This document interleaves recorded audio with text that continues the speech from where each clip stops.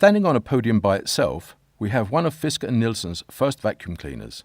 It's not actually number one, but that's what the company's very first domestic vacuum cleaner looked like. Fisker had initially experimented with a water filter. This proved to be a really bad idea, because the water would leak out during vacuuming. This was obviously unacceptable, so it was back to the drawing board. However, Fisker succeeded in producing a workable vacuum cleaner, and this is the one we have on the podium. It can be started by pressing the red button, and there are 2 operating speeds. This had the happy advantage of enabling people to vacuum their curtains without the risk of having them swallowed.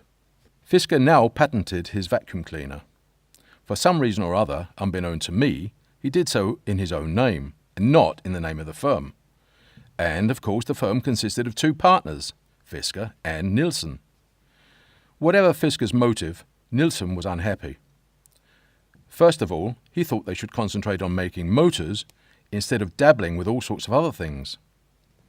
He was also somewhat sceptical about the patent not being taken out in the name of the company. The upshot was that Fisker bought out Nilsson's stake in the business.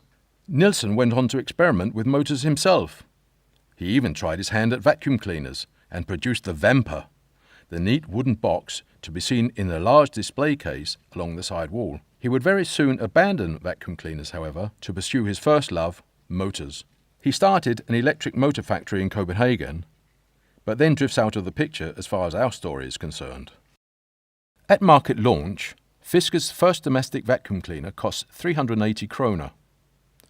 To put this into perspective, this was the same as a housemaid earned in a year. So it was not cheap.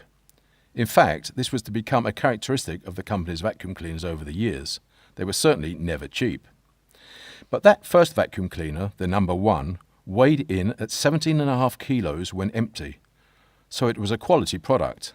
Notwithstanding Nilsson's exit, the firm was to continue under the name of Fisker & Nilsson. Initially, this was mainly because a vast amount of company stationery had been printed, and that would have to be used up first.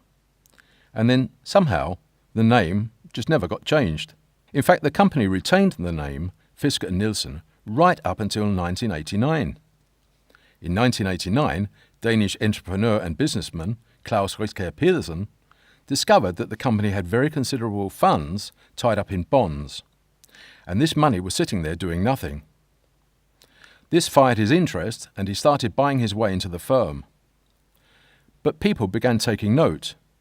Business journalists, economists, and bankers all began wondering what was going on. After all, normally nothing ever happened at Fisker & Nilsson. Ultimately, in 1989, Fisker & Nilsson was acquired by NKT and renamed Nilfisk.